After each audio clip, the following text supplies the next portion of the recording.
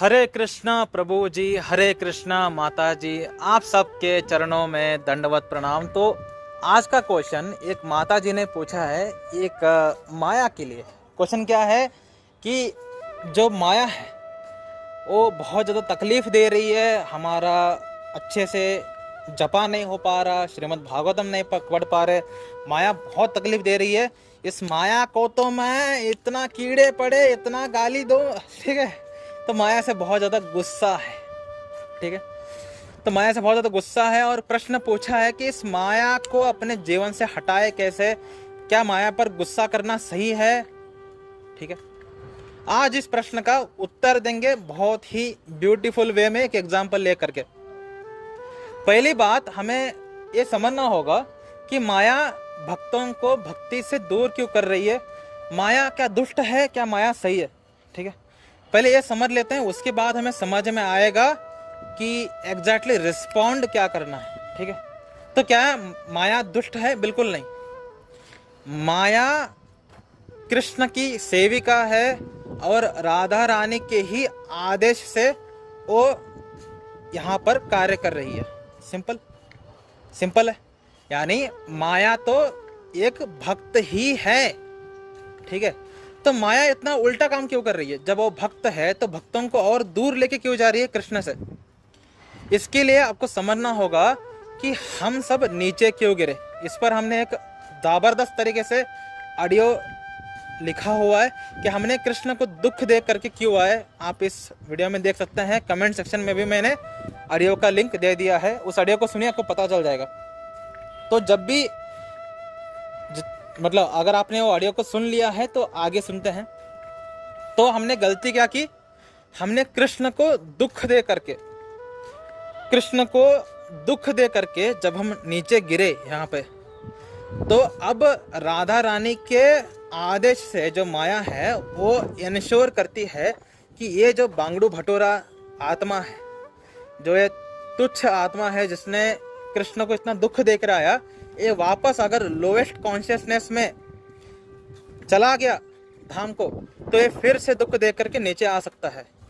तो माया हमें क्यों दर्द दे रही है, माया में क्यों भक्ति से भटकाना चाहती है? पहली बात कि हम खुद नहीं चाहते कि हम कृष्ण की तरफ जाए, इसलिए। दूसरी बात यह है कि हम अगर जाएंगे धाम को तो हम कृष्ण को और दुख देंगे, क्योंकि माया कृष्ण से बहुत ज़्यादा प्रेम करती है, इसलिए वो नहीं चाहते कि हम कृष्ण को फिर से दुख दें, ठीक है। तो माया इस भावना के वजह से हमें दुख देती है कि माया बहुत ज़्यादा प्रेम करती है कृष्ण से, तो बिल्कुल नहीं चाहती कि हम कृष्ण को दुख दें। तो जब हम माया को इस एंगल से देखते हैं, वाह, माया के लिए रिस्पेक्ट आ जाती है कि माया जो भी आप कर रहे हैं बिल्कुल सही है। क्योंकि जो लोग निराकारवाद का पालन करते हैं, तो चैतन्य चरितामृत में खुद भगवान श्री कृष्ण चैतन्य महाप्रभु कहते हैं, जब भी व्यक्ति निराकारवाद का पालन करता है, अद्वैतवाद का पालन करता है, ठीक है, ये व्यक्ति परमात्मा के हृदय में चाकू डालता है, उतना परमात्मा को दुख होता है कि यही कारण था कि आप भगवान बनने की इच्छा किए, जिसके वजह से ही आप धाम से नीचे गिरे। तो फिर से आप वही पालन कर रहे हैं, अद्वैतवाद, यानी मैं भगवान हूँ, हम सब एक ही हैं, ठीक है। तो निराकारवाद का पालन करना के वजह से ही जब आप नीचे गिरे, यानी भगवान बनने की इच्छा से ही जब आप नीचे गिरे, और यहाँ पर भौतिक जीवन में भी आप भगवान ही बने रहे हैं, पति परमेश्वर, माता पिता परमेश्वर, कौन है भाई ये? तो जब हम अपने भौतिक लोगों को ये भगवान बना रखे हैं और भोक्ता बनने की इच्छा हमारे अंदर कूट कूट के भरा हुआ है। भोक्ता कौन है? परमात्मा है, भगवान भोक्ता है, हम सब भुक्त हैं, लेकिन हम यहाँ पर भोक्ता बनने के लिए आए।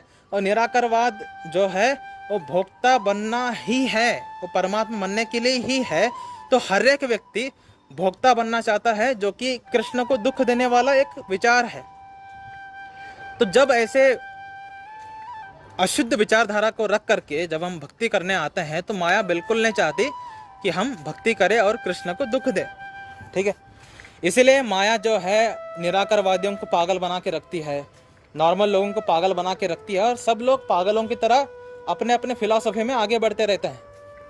लेकिन जब एक आत्मा इन पागल फिलॉसफी को छोड़ करके वैष्णव फिलॉसफी की तरफ अट्रैक्ट होता है, ये चीज़ माया को पसंद नहीं आती कि अब ये व्यक्ति लोवेस्ट कॉन्शियसनेस में आया है।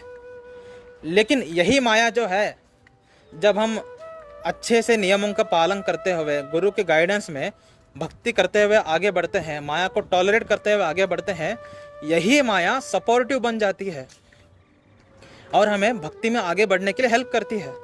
ठीक है, तो इसके लिए हम एक एग्जाम्पल लेते हैं। ठीक है, फॉर एग्जाम्पल लेते हैं, जो मुझे प्रश्न किया उन माता जी का नाम है ऐंद्रिला माता जी। ठीक है, जो हमारे ग्रुप से जुड़े हुए हैं। तो एक एग्जाम्पल लेते हैं कि मैं ऐंद्रिला माता जी से मिलने के लिए गया उनके घर। ठीक है, मैं यानी मैं अकेला नहीं, डेवोटिस को लेकर के। ठीक है, कभी भी ब्रह्मचर्य अकेला नहीं जाता किसी स्त्री से मिलने के लिए। तो हम डेवोटिस को लेकर के ऐंद्रिला माता जी के घर में गए ताकि हम वहाँ के जो राधा कृष्ण है उनका दर्शन कर सके। ठीक है, तो उनके घर में गए और हमें एक बात पता चली कि उनके घर के सामने एक बुलडॉग है, बड़ा सा कुत्ता है।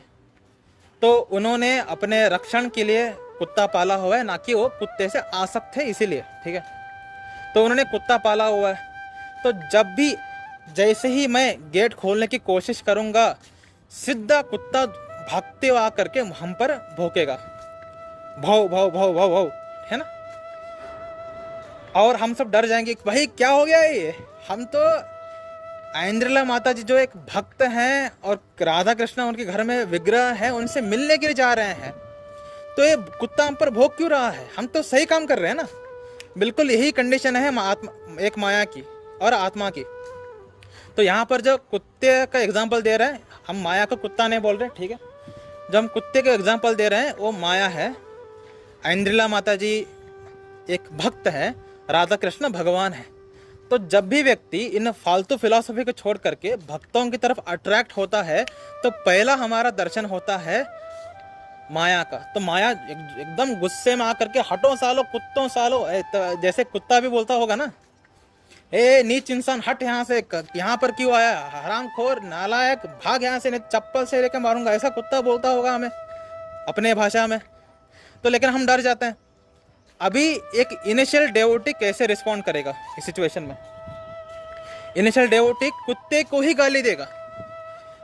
ठीक है, हट कुत्ता, हट हट हट हट, हचा हचा हचा, भाग यहाँ से, चप्पल लेगा फेंकेगा उस पर, है ना। या कोई स्टिक पड़ा होगा तो उस स्टिक को लेके मारेगा। जब एक इनिशियल डेवोटी माया को गाली देता है, ये माया तू तुच्छ, माया ओ ती माँ, तुम दिमाग खराब करने वाली, तू ये तू ओ तू ये तू ओ, जब माया को भयंकर गाली देते रहते हैं, तो जब भी आप कुत्ते को हचा बोलते हैं, हट बोलते हैं या उस पर पत्थर फेंकते हैं, तो कुत्ता क्या करता है। कुत्ता और गुस्से में आकर के आपके पैर को काट सकता है, आपके हाथ को काट सकता है, कुछ भी कर सकता है ना। इसी तरीके से जब हम भक्ति की इनिशियल स्टेज में होते हैं और हम उस माया को गाली देते हैं, पहले ही माया को पता है कि आप एक नंबर के दुर्बुद्धि हैं, आप तुच्छ हैं, दुर्बुद्धि हैं, मूर्ख हैं, माया को पता है।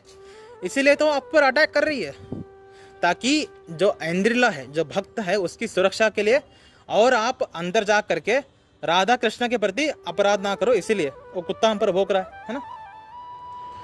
तो माया को पता है कि तुम अंदर आकर के क्या करने वाले हो, इसलिए वो आपको रोकना चाहती है।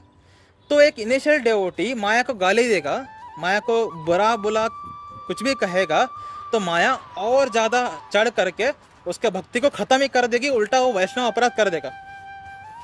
ठीक है, तो कभी भी एक व्यक्ति को माया को गाली नहीं देना चाहिए, माया पर गुस्सा नहीं करना चाहिए, क्योंकि इससे माया और स्ट्रांग होती है आपकी भक्ति को गिराने के लिए। तो इस वक्त में हमें क्या करना चाहिए।